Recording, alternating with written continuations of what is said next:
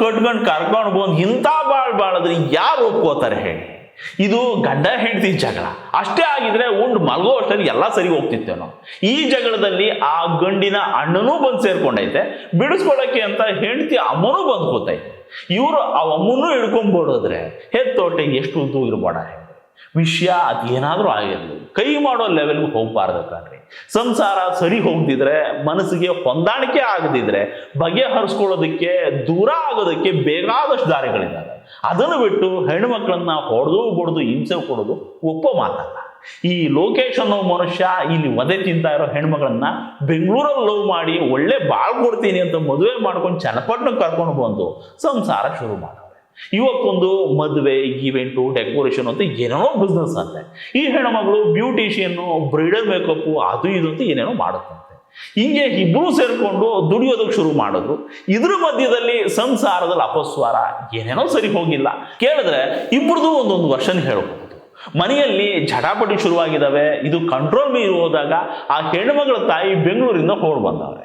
ಈ ಲೋಕೇಶ್ಗೂ ಸಾಥ್ ಕೊಡೋದಕ್ಕೆ ಅಂತ ಹೋಗ್ಬಿಟ್ಟು ಅವ್ರ ಅಣ್ಣ ರಾಜ್ಭವನ್ ಕೂಡ ಬಂದವ್ರೆ. ಎಲ್ಲ ಸೇರಿದ್ಮೇಲೆ ಮಾತು ಬೆಳೆದಿದೆ.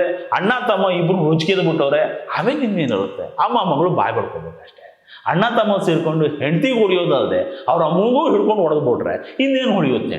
ಇಷ್ಟೆಲ್ಲ ಆದ್ಮೇಲೆ ಸುಮ್ಮನಿದ್ರಾಗಲ್ಲ ಅಂತ ಈ ಹೆಣ್ಣು ಮಗಳು ಸೀದಾ ಚನ್ನಪಟ್ಟಣ ಸ್ಟೇಷನ್ಗೆ ಹೋದ್ರೆ ನಮ್ಮ ಪೊಲೀಸರು ಗೊತ್ತಲ್ಲ, ಸಾಹೇಬ್ರಿಲ್ಲ, ನಾಳೆ ಬೆಳಗ್ಗೆ ತಿಂಡಿ ಗಿಂಡಿ ತಿಂದ್ಕೊಂಡು ಒಂದು 11 ಗಂಟೆಗೆ ಬಾರಮ್ಮ ಅಂತ ಹೇಳ್ಕೊಳಿಸ್ಬಿಟ್ಟವ್ರೆ. ಇದೇ ನೋಡಿ ಸಮಸ್ಯೆ. ಹೆಣ ಬಿದ್ರಷ್ಟೇ ಸೀರಿಯಸ್ಸು. ಬೀಳೋಕ್ ಮುಂಚೆ ಒಂಚೂರು ಕೇರ್ ತಗೊಂಡು ವಿಚಾರಿಸಿದ್ರೆ ಎಷ್ಟೋ ಜೀವಗಳು ಉಳಿತವೆ, ಜೀವನಗಳು ಸರಿ ಹೋಗ್ತವೆ. ಬಿಸಿ ಇದ್ದಾಗಲೇ ಹಾರಾಡ್ತಿದ್ದವ್ರನ್ನ ಸ್ಟೇಷನ್ಗೆ ಕರೆದು ಗದರಿಸಿ ಬುದ್ಧಿ ಹೇಳಿದ್ರೆ ಎಷ್ಟೋ ಕೇಸಲ್ಲಿ ದಾರಿ ಬಂದ್ಬಿಡ್ತಾವ್ ಮಾಡ್ರಿ. ಆದ್ರೆ ನಮ್ಮ ವ್ಯವಸ್ಥೆ ಹೆಣ ಬೀಳೋವರೆಗೂ ಸೀರಿಯಸ್ ಆಗಲ್ಲ. ಹಿಂಗೆಲ್ಲ ಒದೆ ತಿಂದ್ಕೊಂಡು ಹೆಣ್ಣುಮಗಳು ಮತ್ತೆ ರಾತ್ರಿ ಅದೇ ಮನೆಗೆ ಹೋಗಿ ಮಲಗಬೇಕು. ಬೆಳಗ್ಗೆ ಬದುಕಿದ್ರೆ ಎದ್ದು ಬರ್ಬೇಕು. ಬೆಳಗ್ಗೆ ಬಂದು ಕೇಳಿದ್ರೆ ಇದು ನಮಗ್ ಸಂಬಂಧ ಪಡೋದಿಲ್ಲ ಕಣಮ್ಮ, ನೀವು ರಾಮನಗರದಲ್ಲಿರೋ ವುಮೆನ್ ಸ್ಟೇಷನ್ಗೆ ಹೋಗ್ಬಿಟ್ಟು ಕಂಪ್ಲೇಂಟ್ ಕೊಡ್ಬೇಕು ಅಂದ್ರಂತೆ. ಮತ್ತೊಂದಿನ ಜೀವ ಹಿಡ್ಕೊಂಡು ಬದುಕಬೇಕು.